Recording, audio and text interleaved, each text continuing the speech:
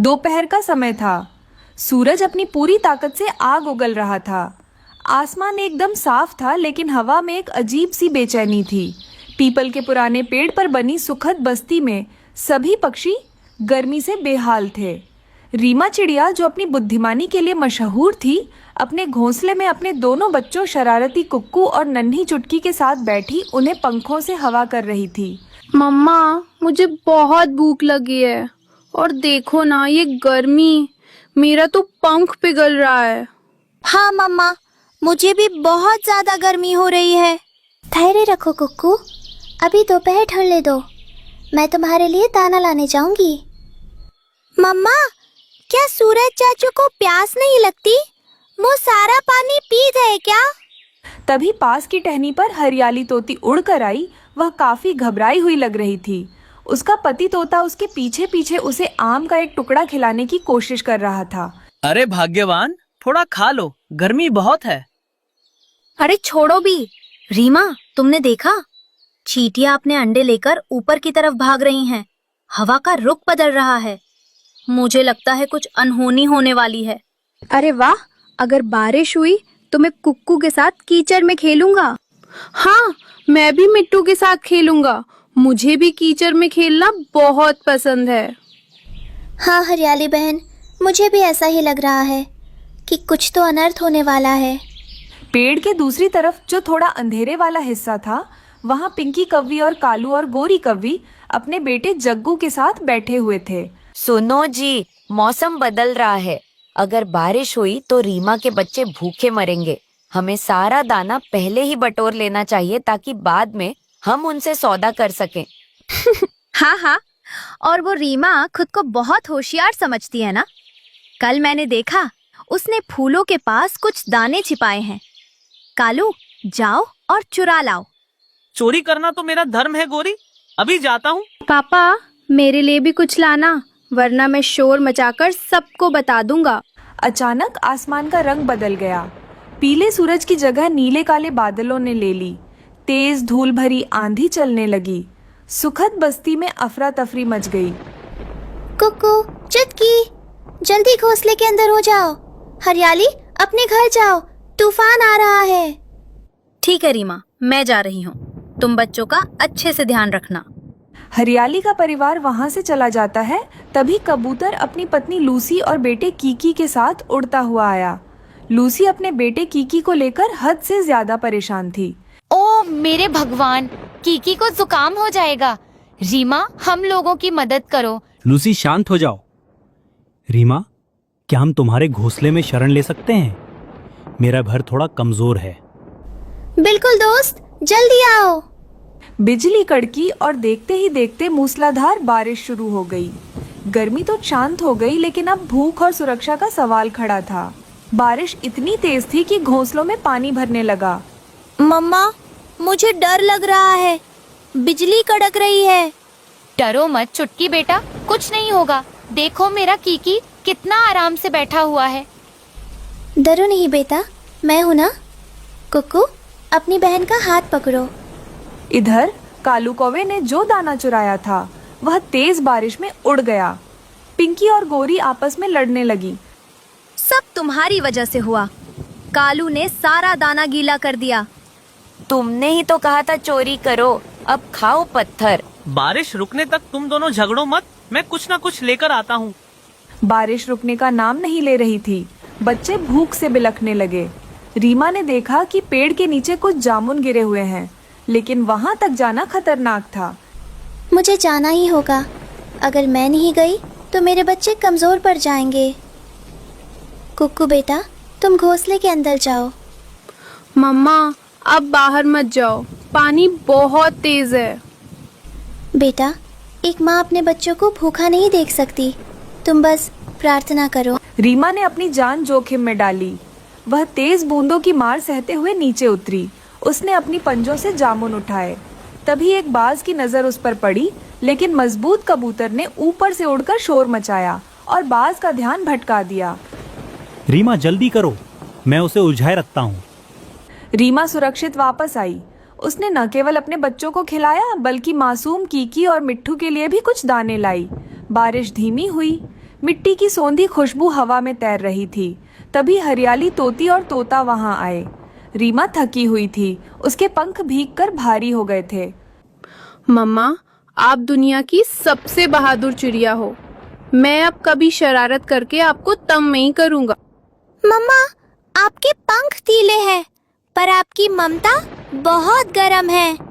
रीमा, आज तुमने हमें सिखा दिया कि एकता और साहस क्या होता है। और वो देखो, कालू और पिंकी आज भी लड़ रहे हैं क्योंकि उन्होंने सिर्फ अपने बारे में सोचा। मैं यहाँ से जा रही हूँ, तुम लोगों के साथ बिल्कुल नहीं रहूंगी। हाँ, जाओ जाओ, हम लोगों को तुम्हारी जरूरत नहीं है। छोड़ो उन्हें। आज की रात हम सब साथ मिलकर खुशी मनाएंगे कि हम सुरक्षित हैं। सूरज डूब रहा था, लेकिन इस बार उसकी तपिश नहीं बल्कि ढलती शाम की लाली थी। रीमा ने अपने बच्चों को अपने पंखों के नीचे समेट लिया। उसे पता था कि चाहे मौसम कोई भी हो, माँ का आंचल हर तूफान से बड़ा होता है। सुखद बस्ती में आज फिर से सुख था। गर्मी का मौसम दस्तक दे चुका था। जंगल में सूरज की किरणें पत्तों से लुका छिपी खेल रही थीं। रीमा चिड़िया, जो अपनी बुद्धिमानी के लिए मशहूर थी, आज कुछ नया करने की सोच रही थी, क्योंकि आज रीमा ने पक्षियों के लिए दावत रखा था।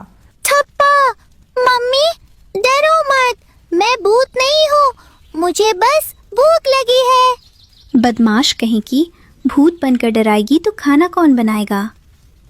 आज मैं कुछ ऐसा बना रही हूँ जो इस जंगल में किसी ने नहीं खाया। तभी टुन्नू चिढ़ा, जो अपनी ताकत के लिए जाना जाता था, एक टोकरी में घास लेकर आता है। रीमा, ये लो गीली घास। पर ये बताओ, तुम भाप में क्या पका रही हो? खुशबू तो कमाल की है। इसे मोमोज कहते हैं टुन्नू। सब्जियों और जड़ी बूटियों का मेल, सेहत भी और स्वाद भी। पापा, आपने तो कहा था कि आज कुछ मीठा फल लाएंगे, आप क्यों नहीं लाए? बेटा, मैं कल जरूर से लाऊंगा। आज मुझे सारा समय घास लाने में ही लगा है। तभी बाहर से हरियाली तोती की आवाज आई। वह जंगल की चलती फिरती न्यूज एजेंसी थी। उसके पीछे पीछे उसका पति तोता हाथ में छाता लेकर आया हुआ था। अरे ओ रीमा, पूरे जंगल में खबर फैल गई है कि तुम्हारे घर से सफेद रंग के गोल गोल गोले निकल रहे हैं। क्या माजरा है? अरे भाग्यवान, धीरे बोलो, देखो तो पसीने से तुम्हारी नाक लाल हो गई है। रीमा, बुरा मत मानना, मेरी हरियाली को तुम्हारी चिंता ज्यादा रहती है। चिंता नहीं, खबर। तोता जी, आप चुप रहिए और छाता ठीक से पकड़िए। तभी गुटरगुओं करते हुए कबूतर और लूसी कबूतरी वहां उतरे। रीमा, अगर ये मोमोज खाने के बाद मैं उड़ने की जगह लुढ़कने लगा तो उसका किराया कौन देगा? चुप कीजिए जी। रीमा, क्या ये बच्चों के लिए सुरक्षित है? कहीं चुटकी का गला तो खराब नहीं होगा? इसमें मिर्च तो ज्यादा नहीं है ना? शांत हो जाओ लूसी, ये पूरी तरह से भाप में बने हैं, बहुत हल्के हैं। तभी पिंकी कव्वी अपनी गर्दन मटकाते हुए आई। उसके साथ कालू कौवा, उसकी पत्नी गोरी कव्वी और बेटा जग्गू भी थे। मोमोज? मैंने सुना था शहर के कव्वे ये खाते हैं। वैसे रीमा, क्या तुम्हें पता है कि मोमोज के लिए चटनी बनाना एक आर्ट है जो शायद सिर्फ मुझे आता है। अरे पिंकी, तुम भी क्या? रीमा तो हमारी अपनी है। वैसे रीमा, कल मैं जब जग्गू को नहला रही थी तब मैंने देखा कि कालू ने फिर से किसी का चम्मच चुरा लिया है। बताओ भला, घर में बर्तनों की कमी है क्या? और जग्गू को देखो, इसे तो बस खाने से मतलब है। बेटा, जैसे ही सब बातों में लगे, वो लाल वाली चटनी का कटोरा धीरे से सरका लेना। अब्बा, मैं तो सीधे मोमोज पर नजर गड़ाए बैठा हूँ।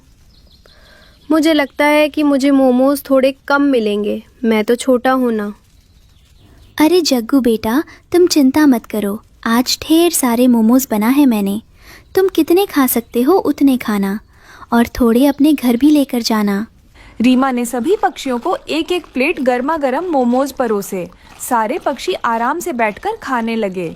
हल्की गर्मी के बीच ठंडी छांव में सबने पहली बार मोमोज का स्वाद चखा। तीखी चटनी खाकर तोता जी की तो सिट्टी पिट्टी गुम हो गई, लेकिन वह हरियाली के डर से उफ तक नहीं कर पाए। अरे रीमा बहन, तुम्हारे मोमोज खाकर तो बहुत मजा आ गया। अब तो मुझे नींद भी आ रही है। दोस्तों, सारे लोग नदी के पास जाते हैं। जाकर थोड़ी देर बैठकर अच्छे से मजे करेंगे। अरे रीमा बहन, तुम्हारा उपाय तो बहुत अच्छा है। चलो ना जल्दी से चलते हैं। फिर सारे पक्षी उड़कर नदी के पास चले जाते हैं। रीमा सबको देख रही थी, जो थोड़े समय पहले तक एक दूसरे की खिंचाई कर रहे थे, अब एक साथ खुश थे। पता है मैंने ये मोमोज क्यों बनाए? क्योंकि इस गर्मी में हम सब चिड़चिड़े हो रहे थे। भोजन सिर्फ पेट नहीं भरता, ये दिलों को जोड़ता है। तुम वाकई कमाल हो रीमा, तुम्हारी बुद्धिमानी ने आज सबको एक परिवार बना दिया। सच कहूँ रीमा, मेरी चटनी वाली बात बस दिखावा थी। तुम्हारे हाथ के स्वाद में जो प्यार है वो कहीं नहीं। और मैंने फैसला किया है, मैं कल वो चम्मच वापस कर आऊंगा। आखिर अच्छे पड़ोसी ऐसे थोड़े ही होते हैं। मम्मी, क्या कल भी मोमोज मिलेंगे? चुप कर जग्गू, अब रीमा को आराम करने दे। पर रीमा, रेसिपी तो बता ही देना। धीरे धीरे अंधेरा होने लगा। कबूतर और लूसी अपने घोंसले की ओर बढ़े। हरियाली तोती अभी भी तोता जी को हिदायतें दे रही थी। पिंकी और कालू का परिवार भी विदा हुआ। मम्मी, आज मैं बहुत खुश हूँ। आप दुनिया की सबसे अच्छी मोमोज वाली मम्मा हो। चलो चुटकी, अब सो जाओ। कल एक नई सुबह होगी और शायद एक नया स्वाद भी। उस रात पूरे जंगल में सिर्फ मोमोज की चर्चा थी, और उससे भी ज्यादा उस प्रेम की जिसने सबको एक धागे में पिरो दिया था। लगातार 3 दिनों से हो रही धुआंधार बारिश ने जंगल का हुलिया बिगाड़ दिया था। बारिश के कारण सारे पक्षियों के घोंसले टूट चुके थे, जिसके कारण सारे पक्षी बहुत ज्यादा परेशान थे। रीमा चिड़िया और उसका पति टुन्नू एक टूटी हुई टहनी पर दुबक कर बैठे थे। उनकी नन्ही सी मासूम बेटी अपने माता पिता के पंखों में छिपी कांप रही थी। रीमा, हिम्मत मत हारो। ये बारिश हमारे घोंसले तो ले गई, लेकिन हमें नहीं हरा सकती। टुन्नू, सिर्फ हिम्मत से काम नहीं चलेगा। बारिश रुक गई है, लेकिन आसमान बता रहा है कि ये बस एक छोटा सा विराम है। हमें जल्द ही कुछ करना होगा, वरना रात की बारिश हम सह नहीं पाएंगे। तभी उनकी सबसे अच्छी दोस्त लूसी वहां पहुंची। लूसी जरूरत से ज्यादा फिक्रमंद रहती थी। उसके साथ उसका पति कबूतर भी था, जो शरीर से तो ताकतवर था पर दिल का बेहद भोला था। हाय राम, रीमा, तुम लोग ठीक तो हो? मेरी तो जान ही हलक में अटकी थी। कबूतर जी, आप कुछ बोलते क्यों नहीं? देखिए ना, नन्ही बच्ची कितनी भीग गई है। लूसी, मैं तो बस यही सोच रहा था कि अगर घास मिल जाती तो मैं अपनी ताकत से एक बड़ा महल जैसा घोंसला बना देता। तभी वहां तोता उड़ता हुआ आया, जो पूरे जंगल की खबर रखता था। उसकी पत्नी हरियाली हमेशा की तरह बीमार थी और छींक रही थी। बड़ी खबर, बड़ी खबर! जंगल में सूखी घास का एक तिनका भी नहीं बचा है। सब कीचड़ बन चुका है। ठीक, मैंने कहा था ना, इस बार की बारिश हमें ले डूबेगी। तभी वहां पर कालू और गौरी भी आ जाते हैं। ये दोनों थोड़े बदमाश स्वभाव के थे, लेकिन बुरे वक्त में कभी कभी इनका दिल भी पिघल जाता था। पिंकी कौवी, जो खुद को बहुत होशियार समझती थी, वहां आकर अपनी राय देने लगी। तुम सब यहाँ समय बर्बाद कर रहे हो। मैंने सुना है कि इंसानी बस्ती के पास सूखी घास मिल सकती है, पर वहाँ जाना खतरे से खाली नहीं है। खतरा? कालू को किसी का डर नहीं। गौरी, क्या कहती हो? चलें चोरी करने? चोरी नहीं कालू, इस बार जान बचाने का सवाल है। अगर रीमा कह रही है तो हमें साथ चलना चाहिए। रीमा के नेतृत्व में सभी पक्षी उड़ते हुए इंसानी बस्ती की ओर चल दिए। रास्ते में दुश्मन बारिश का मौसम फिर से करवट ले रहा था। बिजली कड़कने लगी थी। पक्षी थके हुए थे, भूख से बेहाल थे। उनके सामने जीवन का सबसे बड़ा संकट था, एक सुरक्षित छत की तलाश। भटकते भटकते वे एक छोटे से कच्चे घर के आंगन में पहुंचे। माँ, मुझे बहुत डर लग रहा है, कहीं ये इंसान हम लोगों को मार ना दे। तुम डरो मत चुटकी बेटा, मैंने सुना है कि इंसान पक्षियों की बहुत सहायता करते हैं। वो जरूर बाहर आकर हमारी सहायता करेंगे। हाँ चुटकी, तुम चिंता मत करो, थोड़ी देर रुको, देखते हैं कि ये इंसान हमारी सहायता करते हैं कि नहीं। तभी राधा उन लोगों को खिड़की में से देख लेती है और वो कहती है, अरे बेचारे, लगता है बारिश ने इनके घर उजाड़ दिए हैं। डरो मत नन्हे परिंदों, मैं तुम्हारी मदद करती हूँ। राधा ढेर सारी सूखी घास, जूट के रेशे और खाने के लिए दाने ले आई। उसने आंगन के छप्पर के नीचे सूखी जगह पर घास का ढेर लगा दिया। आओ आओ पक्षियों, सारे लोग आकर घास और अनाज लेकर जाओ। तुम लोगों को किसी बात की चिंता करने की जरूरत नहीं है। मैं हमेशा पक्षियों की मदद करती हूँ। ऐसा कहकर राधा वहां से चली जाती है। राधा की मदद देख पक्षियों की आंखों में चमक आ गई। अब समय कम था और काम बहुत ज्यादा। सब सुनो, टुन्नू और कबूतर, तुम लोग भारी घास उठाओ। लूसी, तुम नन्ही बच्ची का ध्यान रखो। कालू और गोरी, तुम लोग निगरानी करो कि कोई जानवर ना आए। तोता भाई, आप हमें बताते रहना कि बादल कितनी दूर हैं। चिंता मत करो रीमा, आज मेरी ताकत इन घोंसलों को फौलाद बना देगी। सभी पक्षी जी जान से जुट गए। कालू और गोरी ने भी अपनी बदमाशी छोड़ दी और राधा द्वारा दिए हुए घास से अपने लिए घोंसला बनाने लगे। पिंकी अपनी होशियारी का इस्तेमाल घोंसला बेहतर बनाने में कर रही थी। देखो, इसे ऐसे मोड़ो ताकि पानी अंदर ना आए। सारे लोग सूखी घास का अच्छे से इस्तेमाल करना। जैसे ही आखिरी घोंसला तैयार हुआ, आसमान फिर से फट पड़ा। धुआंधार बारिश शुरू हो गई, लेकिन इस बार पक्षी डरे हुए नहीं थे। वे राधा के घर की मुंडर और पेड़ों पर बने अपने नए मजबूत घोंसलों में सुरक्षित थे। राधा अपनी खिड़की से ये सब देख रही थी और मुस्कुरा रही थी। जंगल के वे पक्षी जो कभी अलग अलग रहते थे, आज एक परिवार बन चुके थे। माँ, क्या अब हम नहीं भीगेंगे? नहीं बेटा, इंसान की अच्छाई और हमारे अपनों की एकता ने आज हमें बचा लिया। रीमा, मुझे माफ करना, मैं सिर्फ डरती रही, पर राधा ने और तुम सब ने कमाल कर दिया। अब तो बस दाने खाओ और बारिश का मजा लो। राधा की दया और पक्षियों की मेहनत ने दुश्मन बारिश को हरा दिया था। उस रात बारिश तो तेज थी, पर हर घोंसले में सुकून की गर्माहट थी। पक्षियों ने सीखा कि जब इरादे नेक हों और कोई राधा जैसा मददगार मिल जाए तो हर तूफान छोटा लगने लगता है। एक ऊंचे घने बरगद के पेड़ पर रीमा चिड़िया अपने 2 नन्हे बच्चों चुटकी और कुक्कू के साथ रहती थी। रीमा का जीवन आसान नहीं था। उसके पति को पिछले साल एक शिकारी ने पकड़ लिया था और तब से रीमा ने अकेले ही बच्चों को पालने की कसम खाई थी। वो दिन रात दाना जुटाती और अपने बच्चों को हर खतरे से बचाकर रखती थी। कालू कौवा, जो हमेशा दूसरों पर रोब झाड़ता था, अक्सर पास के पेड़ से व्यंग्य करता। अरे रीमा, तू अकेली क्या कर लेगी? इस बार बारिश इतनी होगी कि तेरा कच्चा घोंसला बह जाएगा और तेरे बच्चे भूखे मरेंगे। कालू भैया, मेरी मेहनत और मेरे बच्चों के लिए मेरा प्यार, यही मेरा सबसे बड़ा बल है। कुदरत की कोई चुनौती मुझे डरा नहीं सकती। एक दिन जंगल में अचानक काले घने बादल छा गए। उल्लू, जो दूर पहाड़ों से खबर लाया था, हाँफते हुए आया। सभी तैयार हो जाओ, इस बार ऐसी बारिश आएगी कि कई दिनों तक सूरज नहीं दिखेगा। अपने अपने घोंसले मजबूत कर लो और खूब सारा अनाज जमा कर लो। जंगल में पक्षियों में हड़कंप मच गया। सब अपने घोंसलों को मजबूत करने और दाना इकट्ठा करने में जुट गए। कालू कौवा और उसकी पत्नी गोरी का घोंसला कमजोर था। उनके पास इतना दाना भी नहीं था कि कई दिनों तक चल सके।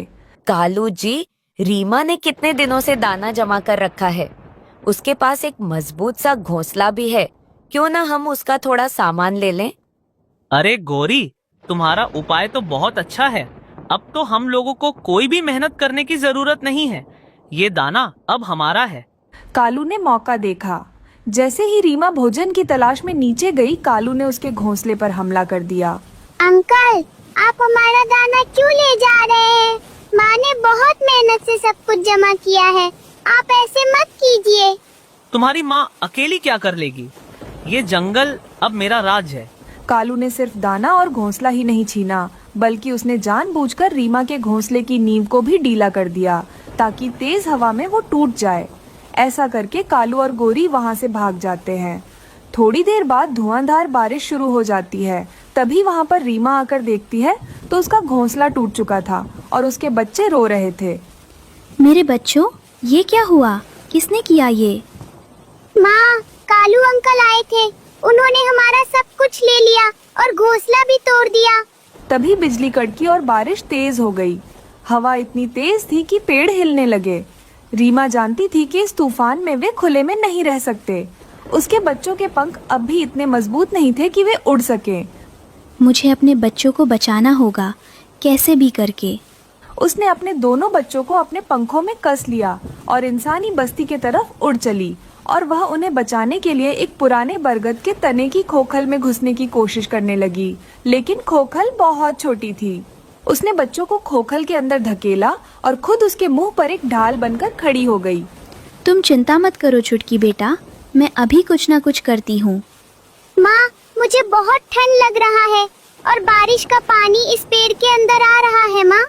ऐसा कहकर वो चिड़िया पूरी रात अपने पंखों से बारिश का पानी अंदर आने से रोकने लगी। तेज बारिश की बूंदें उसके शरीर पर पड़ रही थीं, बिजली चमक रही थी और हवाएं उसे बार बार धकेल रही थीं, पर वह टिकी रही। पूरी रात रीमा अपने बच्चों के लिए ढाल बनी रही। उसकी आंखें लाल हो चुकी थीं और शरीर ठंड से कांप रहा था, पर ममता की आग उसे बुझने नहीं दे रही थी। सुबह जब बारिश थमी और सूरज की पहली किरण निकली तो रीमा का शरीर अकड़ गया था। वह बुरी तरह थक चुकी थी। तभी वहां से किसान की पत्नी और उसकी बेटी राधा गुजर रही थी। राधा ने उस चिड़िया को देखा।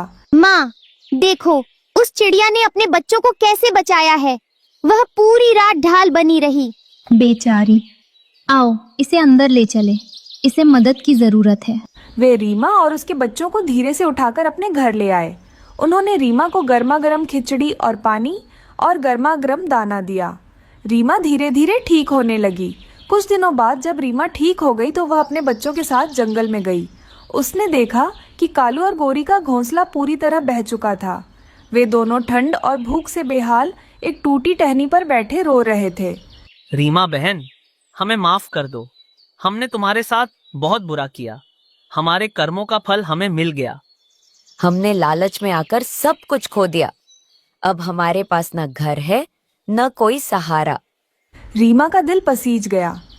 उसने अपने पास बचा हुआ कुछ दाना उनके सामने रख दिया।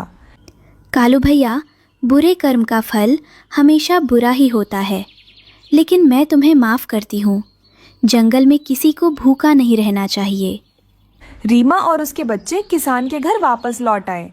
किसान की पत्नी ने उनके लिए बरामदे में एक सुंदर मजबूत घोंसला बना दिया था। अब रीमा और उसके बच्चे उस घर का हिस्सा बन चुके थे। हर सुबह रीमा अपनी मधुर आवाज में गाती, जो किसान के परिवार के लिए एक नया सवेरा लाती थी। माँ, अब हमें कभी डर नहीं लगेगा। नहीं बेटा, जब तक हम सच और नेकी के रास्ते पर चलेंगे, कोई तूफान हमें छू भी नहीं पाएगा। यहाँ हमें प्यार और सुरक्षा दोनों मिली है। दूसरों का बुरा करने वालों का अंत बुरा ही होता है, जबकि ममता और सच्चाई की हर हाल में जीत होती है।